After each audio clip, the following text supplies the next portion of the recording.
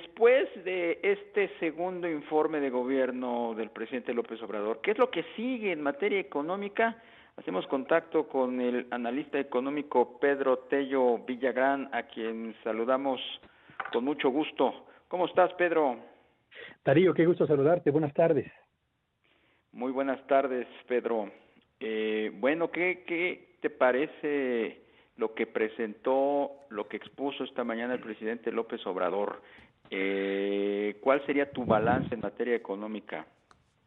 Yo te diría que estamos frente a un mensaje, el matutino, que reproduce exactamente la misma narrativa, el mismo discurso, la misma orientación del planteamiento del presidente de la República a la sociedad mexicana, que se caracteriza fundamentalmente por hacer un recuento de lo que ha hecho en materia estrictamente social, un recuento de acciones, la misma narrativa que ha mostrado en los eventos en los que ha rendido una suerte de balance del estado de la nación.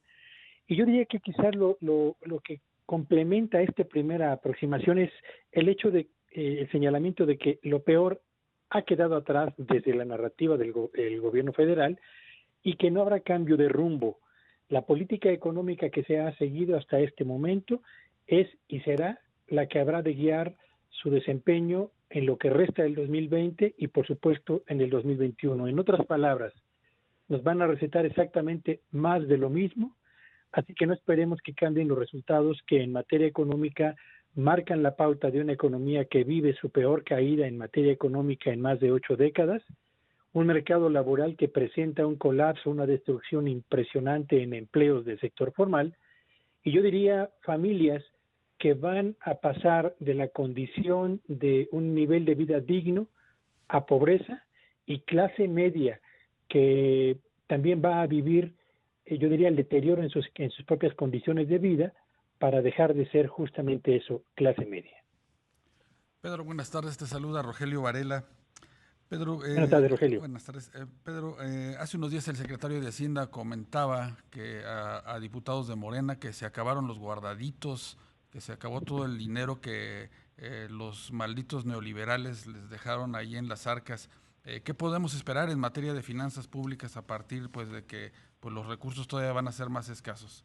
Evidentemente, en finanzas públicas, como igual que ocurre en la economía de una familia, cuando el ahorro que se forjó durante años enteros se ha agotado, no hay más que dos opciones: o decides recortar el gasto que realizas en casa, lo mismo que va a ocurrir en las finanzas públicas, o tomas la decisión de avanzar hacia la búsqueda de endeudamiento en el hogar o en las finanzas públicas. El gobierno ha sido muy claro al señalar que no habrá aumento en la deuda. Luego, entonces, el único mecanismo que está al alcance de sus manos es recortar el gasto gubernamental, lo que significa que habrá menores recursos para las ya de por sí exiguas obras públicas que mejoren la calidad de los servicios que reciben las diferentes entidades federativas, que tendremos pocos recursos para afianzar el esfuerzo que se esté realizando en materia de combate a la inseguridad, y que dos sectores muy sensibles para la actividad económica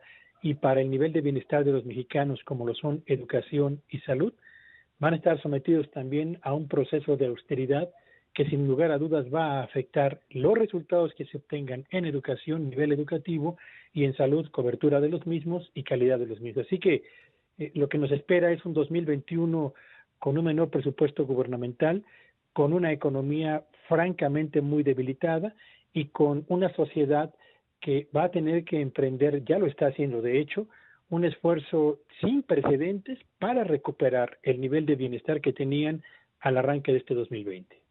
¿Qué es lo que viene por delante, Tello? Yo diría que estamos para empezar, déjame hacer una suerte de aproximación que califique al presente gobierno. Estamos frente a un gobierno cuyos propósitos están muy por arriba de los resultados que ofrece en materia económica y en materia de seguridad. Y estamos frente a resultados que están muy por debajo de las expectativas que se habían forjado por cuanto a la generación de empleos, la recuperación del poder adquisitivo de los hogares y la mejoría en la calidad de vida de las familias en México. ¿Qué nos espera? Bueno, pues nos espera un 2021 con un gobierno acotado, autoacotado, sin margen de maniobra para impulsar la reactivación de la economía, con empresarios que mantienen una actitud de cautela, cuando no de pesimismo, en torno al ambiente en el que realizan cotidianamente sus negocios, y con consumidores en los hogares que han tenido que adoptar una estrategia defensiva frente a la pérdida de empleo de algunos de los integrantes del núcleo familiar o la reducción en los ingresos debido a la cancelación temporal de una parte de los salarios, en tanto se normaliza la operación de las empresas que todavía se van a mantener a flote. Y estaremos pues en el 2021 frente a la continuación de la película que estamos viviendo ahora, cierre de empresas que no van a poder mantenerse a flote y una economía que va a dar importantes pasos hacia atrás y que recuperar lo que teníamos en nivel de inversión, en nivel de empleo y en nivel de producción de riqueza nos va a tomar por lo menos 3 años antes de volver a esos niveles. Pedro, esta mañana comentaba el presidente López Obrador que el gobierno no está contratando más deuda, sin embargo está creciendo. ¿Cómo explicar este fenómeno? Sí, bueno, está creciendo la relación entre la deuda y el valor total de los bienes y servicios que se producen en México, la relación deuda a Producto Interno Bruto. Y tiene que ver fundamentalmente porque uno de los dos factores, el Producto Interno Bruto o la producción, va a registrar una caída sin precedentes en nuestra historia. Yo diría que el tema de la deuda personalmente no me preocupa, y no me preocupa por dos razones. Uno, porque el porcentaje que tiene la deuda, aún con el incremento que va a registrar en este año, sigue siendo un porcentaje relativamente manejable para una economía del tamaño de la nuestra y con un perfil de pagos como el que tenemos. Aún si tuviéramos en el corto plazo que realizar desembolsos importantes de pago a capital y pago a intereses, bastaría aprovechar la coyuntura de los mercados internacionales donde prevalecen hoy tasas de interés bajas para poder contratar deuda nueva, para pagar deuda vieja y ampliando el plazo para el pago de la deuda nueva. Entonces, yo creo que la deuda, francamente, no tendría por qué ser un problema.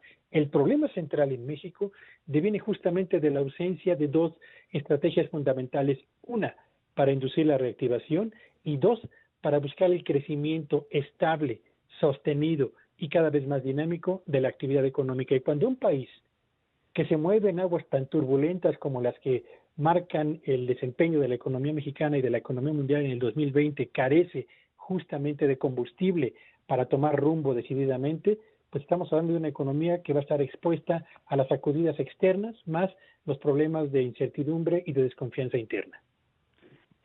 El problema desde el punto de vista de recaudación, ¿qué tan grande lo ves y qué tan desafiante puede ser para el 2021? ¿Y qué peso o influencia tendrá ahora en la discusión del proyecto de la ley de ingresos y del presupuesto, de la ley de ingresos y del proyecto de presupuesto?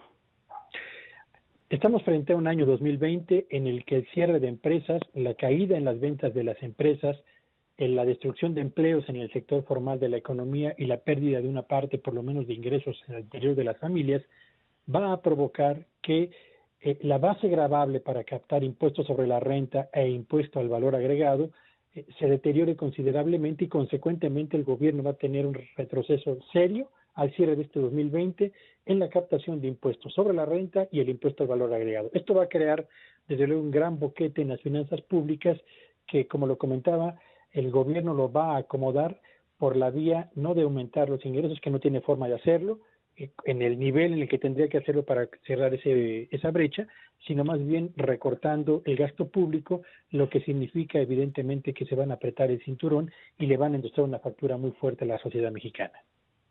¿Y ves algún espacio, Pedro, para que se ajusten los impuestos, puedan subir como tal parece algunos legisladores quieren promover en esta legislatura que está por comenzar? Yo creo que estamos frente a los primeros esbozos de cuál sería la reacción de empresarios y consumidores frente a lo que inevitablemente tendrá que ocurrir, una reforma fiscal profunda, importante, para generar un flujo de recursos más relevante para el gobierno federal. No lo van a aplicar en el 2021, yo creo que lo estarán pensando más bien para el 2022, una vez que pase el proceso electoral tan relevante que tendremos el próximo año, donde, recordemos, habrá renovación de 29 congresos locales, 15 gubernaturas y la conformación total de la Cámara de Diputados. Así que estamos frente a un país sin programa económico, bien, con una agenda política que marca las directrices de las decisiones en materia económica en el corto plazo.